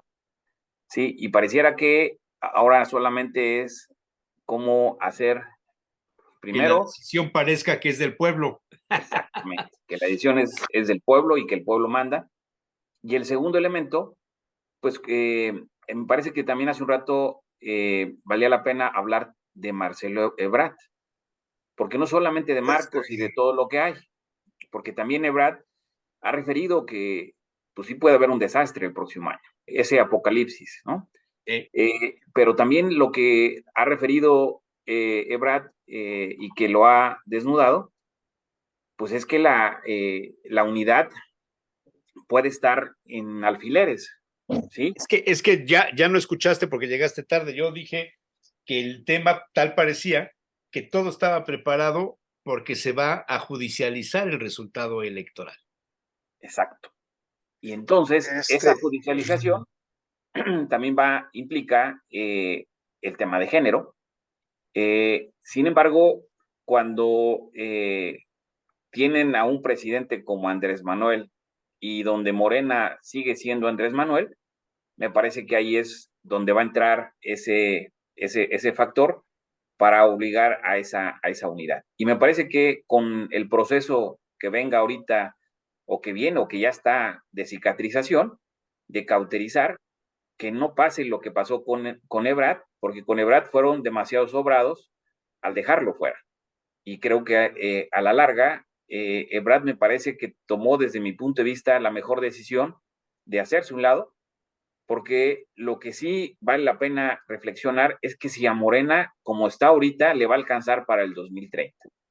Y desde mi punto de vista y en el análisis, y creo que esa es la parte más significativa que debería estar trabajando, lástima que no está Humberto, Acción Nacional.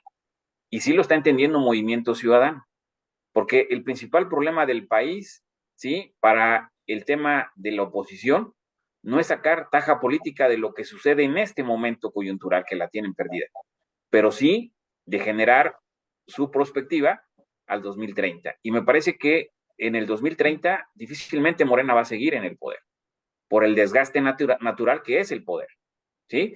Y por otro lado, en esta misma lógica, representa lo que está pasando en los diversos estados. A mí me parece que va a ser difícil que no dejen llegar a el senador Armenta. Me parece que Armenta va a ser difícil que no lo dejen, y que él puede impugnar en la judicialización, que su llegada o su arribo, ¿sí?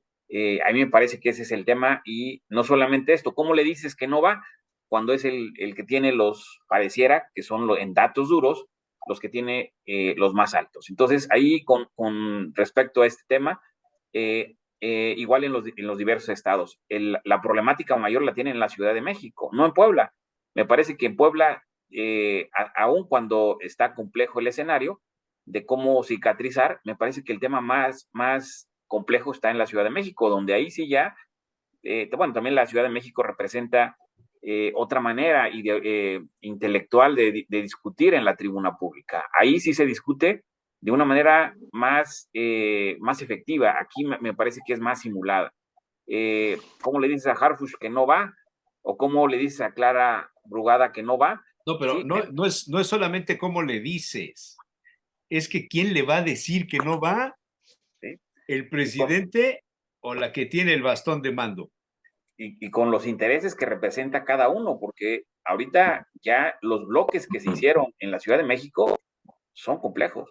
No es Puebla, ¿sí? Aquí el interés económico lo mueves rápido de un lado o del otro. Es decir, los empresarios que están con uno y los que se fueron en desbandada con otro y así, pues al ¿Y final se van a estos? alinear ¿A dónde dejas a estos? a los masones, ¿sí?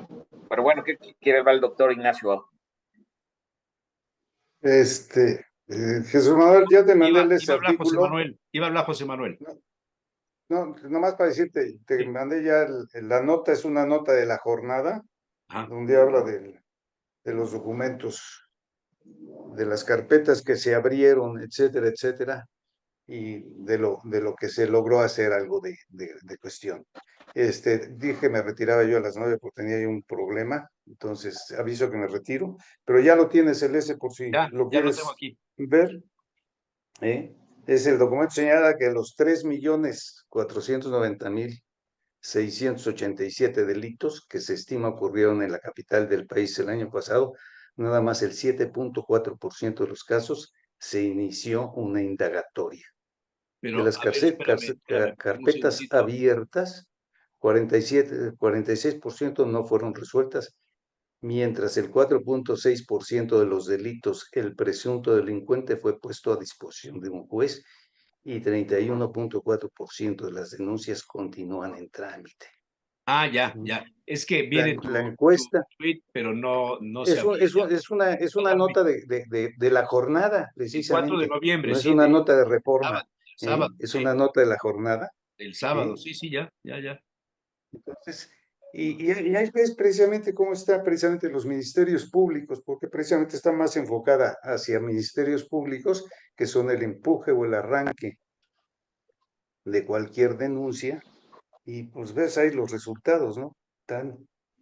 Si quieres comentarla más, pues ahí la tienes, pero sí tiene datos muy interesantes, porque ahí está nuestro problema de la falta de Estado de Derecho.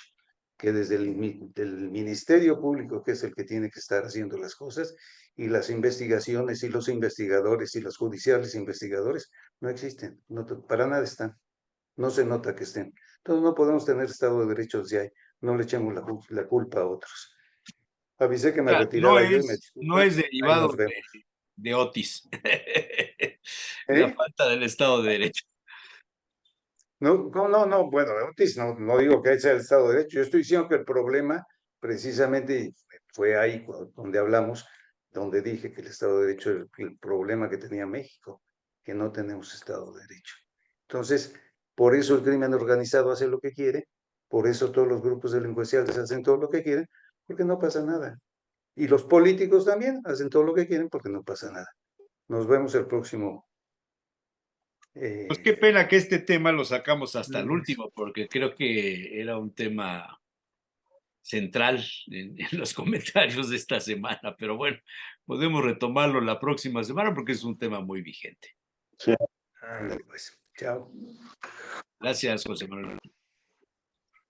Comentarios, señores, nos quedan unos minutos. Sobre estos últimos puntos que señalaba ahorita Pepe, es cierto, pero fíjate qué curioso, el comunicado que leíste hace rato de esta niño de Rivera decía exactamente lo contrario, que hay Estado de Derecho, pero lo tiene el ejército, y que es que aquí hay que adecuarnos. Entonces, realmente no hay Estado de Derecho, o finalmente hay un Estado de Derecho que se va a imponer de alguna manera. El otro punto, y lo que estaban señalando ahorita sobre las elecciones de los candidatos, o bueno, de los defensores de la 4T a los diferentes niveles, en los diferentes países puestos, como quería ver que si todo lo solucionamos en este año, ya todo va a quedar planchadito y listo, ¿no? Y normalmente en un sistema democrático, la decisión final la tiene el electorado el día de la elección.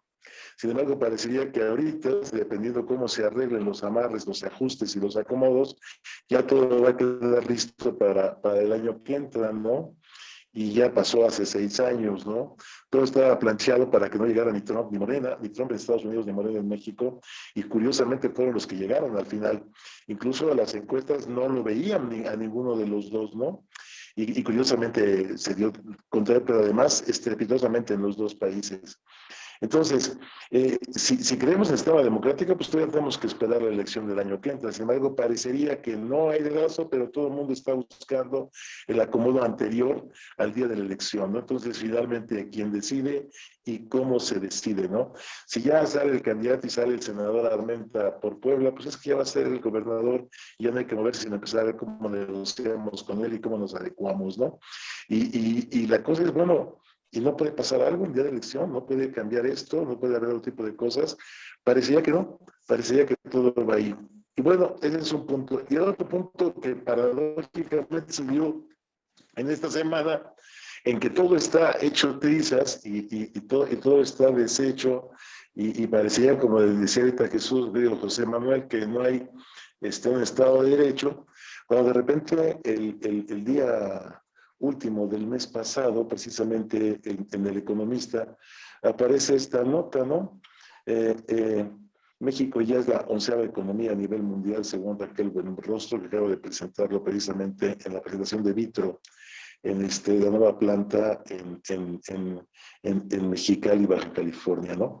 Y que hace ver, no solamente es la 10ª economía, simplemente por su volumen, ¿no? Sino que además parece que está tendiendo a ser la 10ª, ¿no? O sea, de la 11ª a la 10ª, ¿no? Entonces, la nota es replicada no solo por El Economista, sino por Forbes también y por Milenio, y casi no se ha trabajado, pero entonces, ¿qué está pasando? Todo está deshecho, todo está tirado, no hay nada. Esta última lectura que hacías de la falta de cumplimiento de todas las obras públicas, que dices, oye, parece sarcástico, pero es cierto, ¿no? Parecía que ninguna está funcionando, ¿no? Y de repente México está a nivel de la 11ª economía más grande del planeta. ¿Qué pasó? ¿No? ¿Cómo está funcionando? ¿Cómo están los resultados? ¿O por qué? Creo que ese es el dilema que se va a empezar a ver y que va a dar fuerza y credibilidad, lo que hemos hablado tanto de la verificación para el año que entra, y que va a inclinar finalmente el resultado en la elección del año que entra.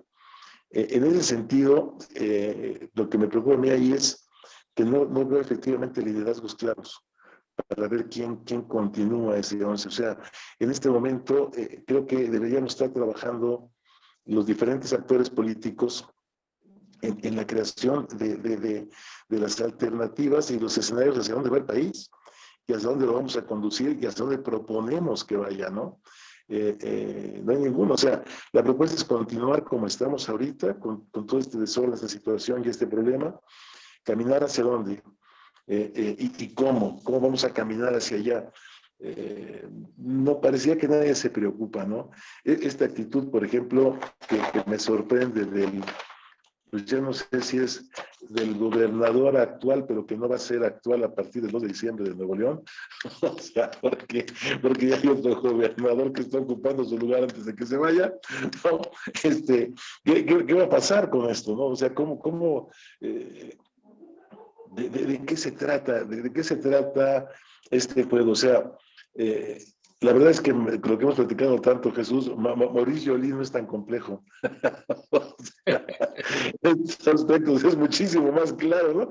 Y parecería que este es un juego en el cual Kafka no sé qué haría en un país como este, ¿no?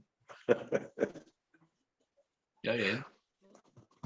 No, pues interesantísimo, así como rapidísimo, con unos brochazos, con unos tintes así de claroscuros, ahí nos pone el doctor bastante interesantes, ¿eh? Yo sí coincido con él en esta percepción de que si pareciera que todo se define este año y que todo el próximo es por default, pues ¿cuál democracia, no? ¿Cuál sistema, en qué sistema vivimos? Si realmente el pueblo manda o realmente estamos ante un escenario donde es un PRI recargado, es un PRI que con los mejores elementos de su historia ahora se están potenciando de una mejor manera, ¿no? Y esto también depende mucho de si salen bien librados del próximo viernes, ¿no? Me parece que esto es súper significativo. Y el próximo viernes puede ser que esos líderes revolucionarios o generales revolucionarios de el otrora PRI, pues ahora tiendan a convulsionar a Morena, ¿no? Yo creo que los van a controlar y sobre todo porque pareciera que el control que tiene Andrés Manuel es tal de que sí puede imponer su voluntad sin mayor complicación. Pues sí. Pero entonces sí ves a Alejandro Armenta como el finalista, ¿tú? Me parece que sí, con lo que he estado viendo el fin de semana, bueno, desde la semana pasada, pareciera que la manera en cómo volvieron a la guerra de baja intensidad, me parece que en esa guerra de baja intensidad pareciera que la percepción, ¿sí? O quien está buscando ahora este control, los pareciera que él está liderándolo, ¿no? Eso es mi percepción. Está bien. Muy bien. Pues señores, si no tienen otra cosa.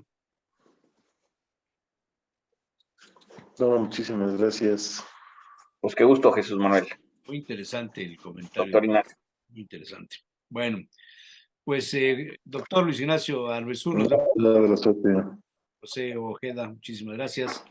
Extrañamos a Claudia Ramón ya en la segunda semana, no sé si anda de vacaciones o no se ha reportado, ¿no? No se ha reportado. Y Humberto. Se inundó parte de su casa en Tabasco ahora. Uy, Dios mío, bueno. Pero por Se suerte. inundó parte de la casa de Claudia en Tabasco. Ella es amiga de la 4T y seguramente ya habrán ido en su auxilio. Pero, señores, muchas gracias. Doctor Ignacio, qué gusto verte. Un abrazo. Hasta luego. Igualmente, un abrazo, te cuídate mucho. Nos vemos. Buen día.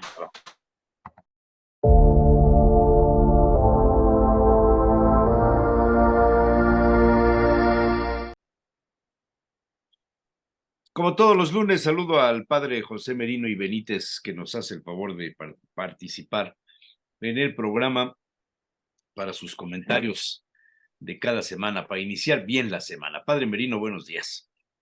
Hola, ¿qué tal? Muy buenos días, feliz lunes.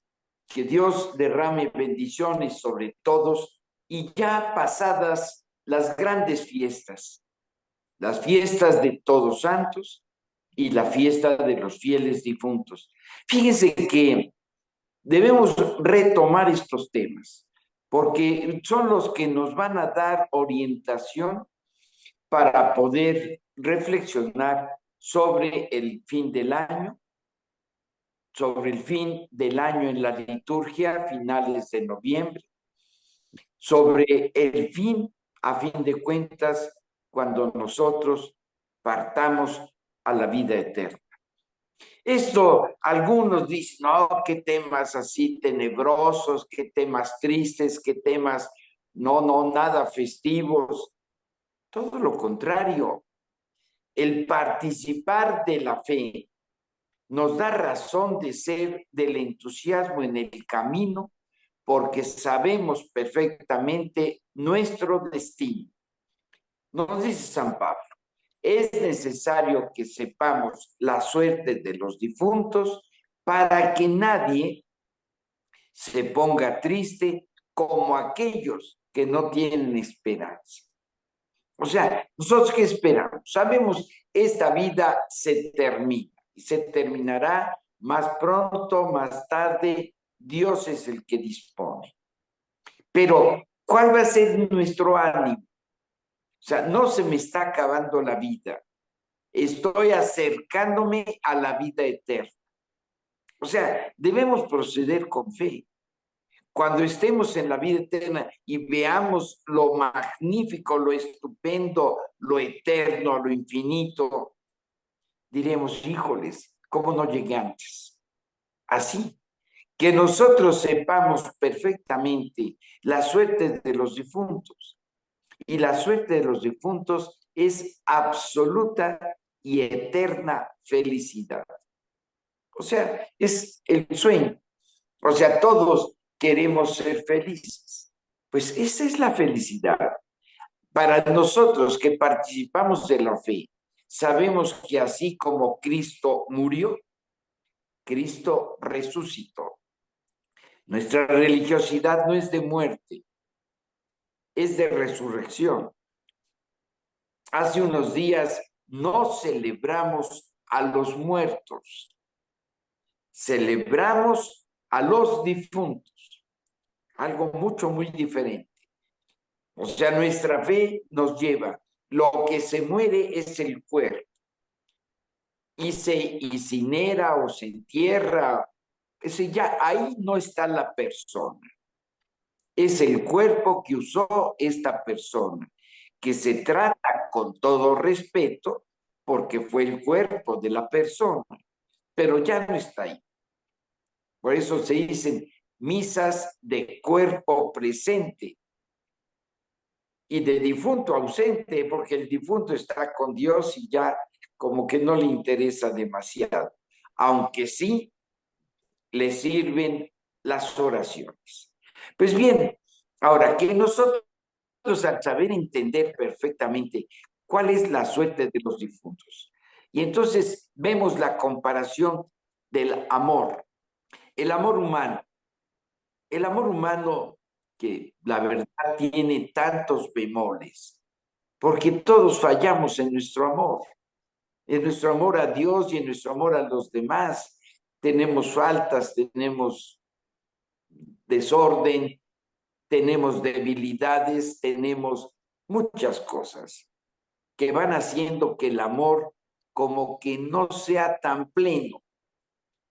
Pero a pesar de eso, este amor humano nos da razón de ser de todas las luchas, trabajos, esfuerzos, desvelos y desmañanadas que vamos teniendo día con día. Esta es la fuerza del amor. El amor que lo comprende, que lo abarca todo, desde lo más superficial hasta lo más profundo. El amor que abarca pensamientos, sentimientos, actitudes y acciones. El amor que le va dando razón de ser a todo nuestro levantarnos y a descansar tranquilos por la misión cumplida durante el día. El amor que no solamente es el romanticismo, es una parte superficial importante, pero el amor es sobre todo una fuerza interior que nos hace tomar actitudes y encauzar acciones para el beneficio de los demás, empezando por el ser amado o los seres amados, familia, comunidad, y aún el amor a nuestra patria que nos impulsa para trabajar, desvelarnos, luchar por una patria en donde todos los ciudadanos que son la patria verdaderamente estén mejor y sean más felices. ¿Por qué? Porque se les ama. Ese es el amor patriótico. El amor patriótico que a veces celebramos con gritos y música y todo. ¿Se acuerdan las fiestas de septiembre? Pero que esa celebración tiene razón tanto cuanto corresponde a actitudes y hechos de beneficio para todo el país. Desde nuestro lugar, es que tengo un lugar muy sencillo. Tenemos lugares sencillos, yo también. Ahora, pero que en este lugar sepamos darle todo este impulso de amor. Ahora, para nosotros esto tiene una dimensión mucho más grande, porque además de la valoración que le damos por el patriotismo, además le damos una valoración por la fe, porque sabemos que el cumplimiento de mi lugar en el lugar histórico es lo que dará razón de ser al triunfo en la vida eterna como hijo en la casa de Dios Padre. Ahora, y esto será amor. Ahora, ¿cuál es la diferencia en el cielo de unos con otros? Es la capacidad que cada quien tiene de amar. Ahí está. El amor es infinito. Dios, amor, es infinito. Pero cada uno de nosotros llegamos con mayor cantidad de amor o mayor cantidad de egoísmo. Y entonces vamos haciendo que las capacidades de recibir amor y por lo tanto de la felicidad del amor sean muy diferentes. Así como si alguien pues recoge en una laguna un vaso de agua, no le pasa nada a la laguna. O recoge un tinaco, no le pasa nada a la laguna. Inclusive si llena un camionzote de su cisterna, no le pasa nada a la laguna. Y cada quien, según su capacidad, se lleva más agua. El que lleva un vaso, el que se lleva una cubeta, el que se lleva un camión cisterna. Pero entonces, cada quien recibirá y gozará más del amor infinito de Dios. No solamente como una laguna, ni como el mar, sino infinito. Pero cada quien tendrá la capacidad de recibir amor conforme haya ejercitado su amor. Y aquí es donde viene esta gran fiesta, la de todos los santos. Fíjense que fue con lo que comenzamos. El día primero, la fiesta de todos los santos. Y entonces, ahí ¿qué celebramos? Santo, amigo de Dios. Es el amor de Dios que nos va llenando y nos hace sus amigos. Pero hay amistad y amistad. Hay amistad que se frecuenta, que se platica, que se toma en cuenta, que se reúnen. Y hay amistades que no dejan de ser amigos, pero que se ven cada Corpus y San Juan, y a veces ni siquiera cada año. Ahora, aquí es donde vamos viendo, ¿y cómo está nuestra amistad con Dios? ¿Cómo está mi amistad con Dios en favor de los demás? Es decir, ¿cómo estoy ejerciendo el crecimiento del amor? La palabra santo significa amigo. Entonces, crecer en santidad es crecer en amistad con Dios. O sea, platicar con Dios, trabajar con Dios, hacer el bien que Dios quiere. Todo esto nos va haciendo crecer nuestra amistad con Dios. Fíjense que es bastante interesante y bastante bonito el que nosotros sepamos frecuentar todos estos hechos. Voy haciendo esto por amor y esto por amor, y voy sirviendo con amor, y voy ayudando con amor. Ahora, que muchas veces esto es parte de nuestro trabajo y que por ello tenemos una ganancia. Ok, eso es aparte, eso es la economía del intercambio de servicios. Pero la actitud, eso es lo importante. ¿Qué actitud tengo de servicio a los demás? Por la fuerza de mi amistad con Dios. Eso es lo que me hace crecer en amistad con Dios, crecer en santidad. Y si vamos haciendo que todo mundo, por amor a Dios y en agradecimiento a Dios, vayamos haciendo mejor las cosas. O sea, somos con muchos defectos, pero que hagamos el esfuerzo por hacer las cosas cada vez mejor. Que el Señor sea mejor hombre, mejor esposo, mejor papá, mejor trabajador. Que la señora sea mejor mujer, mejor esposa, mejor madre, mejor en sus trabajos. Que los jóvenes sean mejores jóvenes, mejores con sus padres, mejores como hermanos, mejores con sus amigos. O sea, no tenemos que buscarle mucho. ¿Cómo voy a ser mejor? Y es saber escuchar y los demás qué quisieran que yo hiciera. ¿Cuál es mi aportación? ¿Qué es lo que yo puedo comunicar a los demás para poder también hacer crecer la felicidad de los demás? Eso es empezando por tener corazón por las necesidades. Ese es el amigo de Dios que va manifestando su amistad a Dios, sirviendo a los otros, a los demás, que también son hijos de Dios. Y que entonces Dios como Padre tomará en cuenta y que podemos crecer en amistad con Dios porque Dios vea que estoy ayudando a sus hijos. Entonces, todo esto me va a permitir ir llevando un crecimiento en la santidad, en ser santo amigo de Dios. Y además, lo decíamos hace rato, desde el punto de vista histórico, eso es trabajar y vivir en favor de la patria, de nuestro país.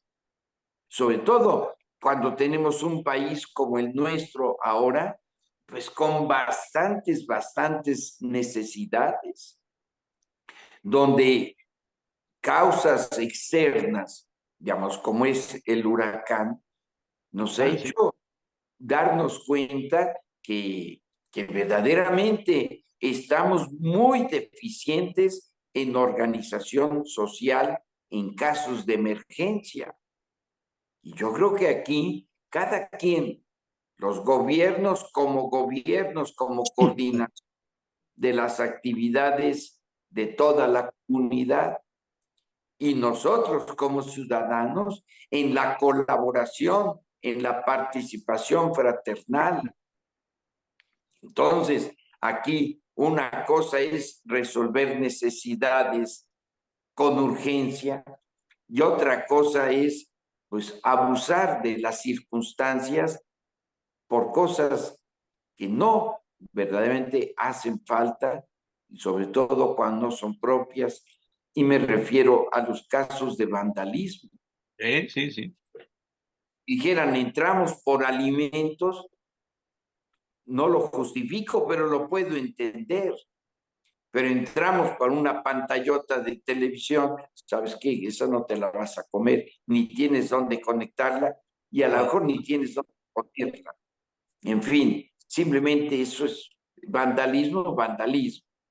No, que nosotros sepamos ser hermanos viendo necesidades, no solamente necesidades estomacales, mando alimentos, sí, pero además hay necesidades de salud, además hay necesidades psicológicas. O sea, Claro. ¿cuál será el ánimo de tantos hermanos en las zonas devastadas donde se quedaron sin nada?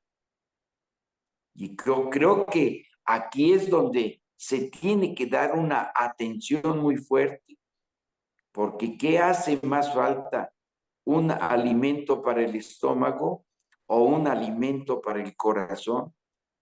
Hay personas que están con su corazón tan oprimido que ni siquiera les da hambre. Y hay personas que tienen tanta hambre que ya no les dan capacidades de pensar y reflexionar. O sea, esa es la pobreza verdadera.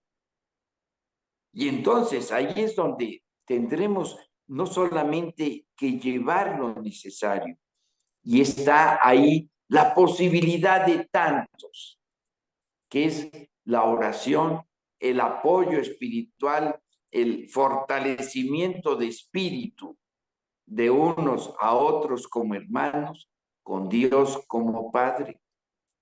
¿Es que Dios está esperando que rece?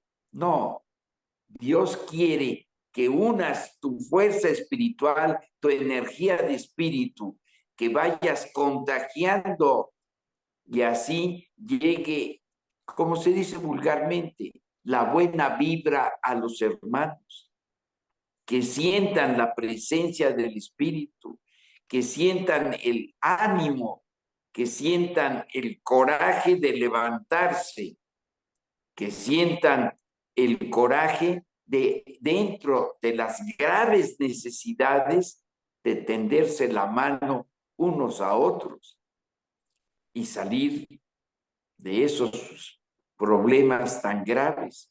Pues bien, ahora todo esto es lo que nosotros llamamos, y en el credo lo conocemos como la comunión de los santos. Ya dijimos, santo es amigo de Dios. Vivamos esta comunión. Y decimos en el credo, creo en la comunión de los santos. O sea, creo en la común unión de todos como amigos de Dios para ayudarnos mutuamente y poder resolver todas nuestras necesidades. Ahí está, con la mirada puesta en la vida eterna. Por eso van unidas las fiestas de todos los santos con los fieles difuntos. No es nada más los difuntos que dentro de caídas y levantadas, como dice la Sagrada Escritura. Bueno, ¿y quiénes son todos estos? Son aquellos que pasaron la gran persecución y lavaron sus vestiduras con la sangre del Cordero. O sea, son a todos aquellos que hemos sufrido los embates y la caída en el pecado. Somos pecadores y hemos caído en la gran persecución de Satanás y de las fuerzas del mal, pero nos hemos levantado y hemos lavado nuestras vestiduras con la sangre del Cordero. Jesús muere y nos dice, a los que ustedes les perdonen los pecados, les serán perdonados. Entonces, cuando nosotros, sacerdotes, damos la absolución, damos el perdón, no es que nosotros lo demos, lo da Dios por nuestro medio. Él es el que perdona por la sangre del Cordero de Jesús, Cordero de Dios, que quita el pecado del mundo. Por eso, cuando nosotros llegamos a la confesión, porque desgraciadamente también tenemos equivocaciones y yo también necesito irme a confesar. Cuando llegamos a la confesión, no vamos a decir virtudes, vamos a decir nuestros defectos y las caídas en el defecto. ¿Para qué? Para que el hermano sacerdote, con el poder de Cristo, por la sangre del Cordero, limpie, lave mi túnica y quede blanca por la sangre del Cordero. Son aquellos que han lavado sus túnicas después de pasar por la gran persecución y han lavado sus túnicas con la sangre del Cordero. Fíjense, dame todo esto lo que nos llena de esperanza, porque decimos, sí, el cielo con toda esta plenitud y la grandiosidad del cielo, pero si yo soy pecador, ya quedo fuera de cualquier alcance. Y Dios nos dice, no te preocupes, te amo, y te amo tanto que te ofrezco a mi Hijo, para que Él con su amor dé hasta la vida. ¿Quién es más amigo? ¿Quién es más santo amigo? Sino el que da la vida por sus amigos, como Jesús lo dio por todos, para que todos tengamos la vida en el cielo, la vida con abundancia, la vida en plenitud, la vida en absoluta satisfacción. Esa es la energía de nuestra fe, la amistad con Dios, para que cuando terminemos nuestra vida sabemos a dónde vamos y cuál es la suerte de los difuntos, la vida eterna, eterna e infinitamente felices, porque gozaremos en plenitud un amor eterno, absoluto, infinito. O sea, dentro de 10,000 millones de años será como el primer día. Será el amanecer de un nuevo día y así para siempre. ¡Qué hermosura! Esto es nuestra fe. Por eso tengamos muy presente la suerte de los difuntos para que no estemos tristes, que se nos va a acabar la vida, se nos va a acabar la vida histórica, pero tendremos la vida eterna. Nuestro cuerpo quedará en el sepulcro o donde lo pongan, pero nuestro yo quedará con Dios y para siempre. Esa es la plenitud. Esto es la fiesta de todos los santos y por lo tanto también de los fieles difuntos que celebramos el pasado 1 y 2 de noviembre. Seguiremos reflexionando ya parándonos para el fin de año en la liturgia. Sean felices, Dios los bendiga. Muchas gracias, Padre Merino, y lo espero la próxima semana, primero Dios, como siempre. Gracias por su colaboración. Gracias a todos, Dios los bendiga. Buen día.